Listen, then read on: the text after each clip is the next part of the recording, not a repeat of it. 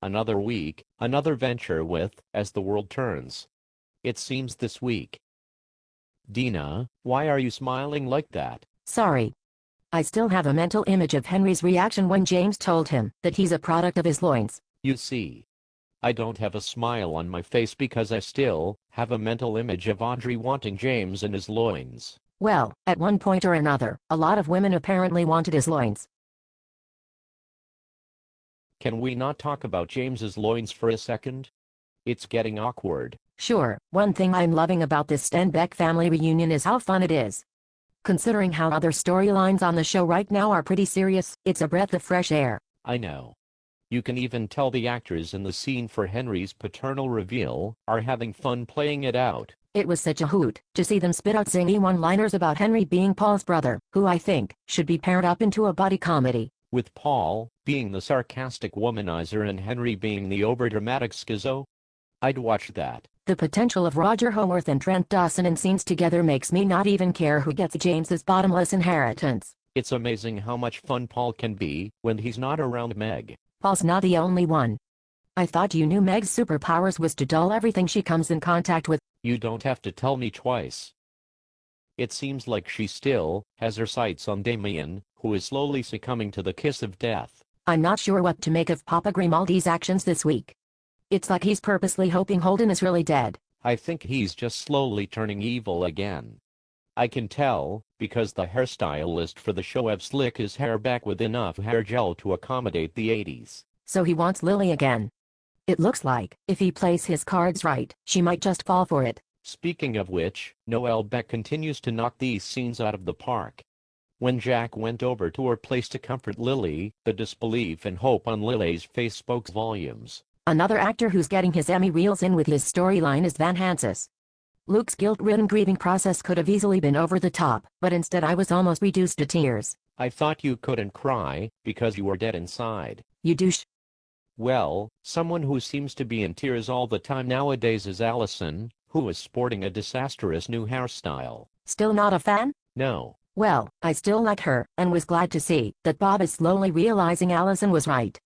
Though it was a bit sleazy to tell her to keep it between the two of them. All thanks to your boy Adam. Riley. Whoever. You were right about the show setting them up together. It sure looks like it's going that way. I like Allison being paired with Riley. It makes more sense than pairing her up with Casey, who's whining and complaining, is starting to sound like Meg. Harsh. It's true though.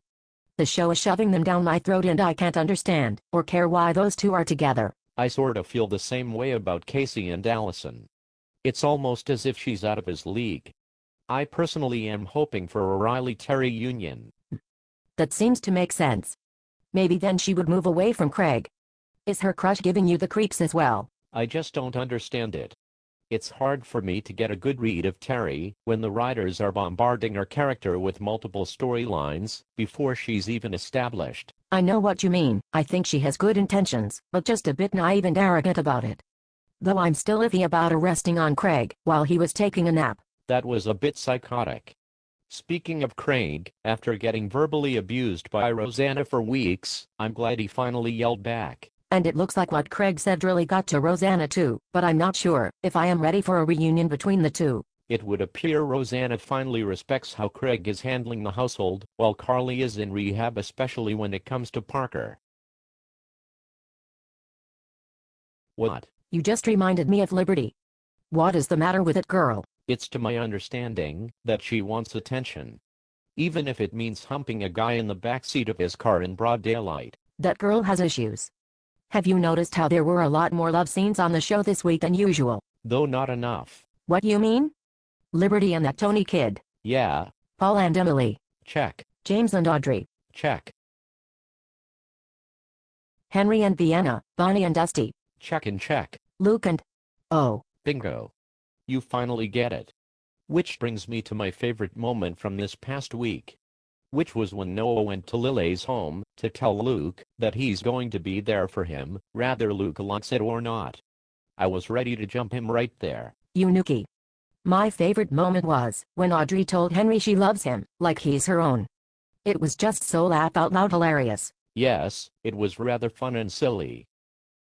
Well, that's all the time we have for this week. Join us next week, when we do another review of the show and preview this year's Daytime Emmy Awards involving As the World Turns nominees.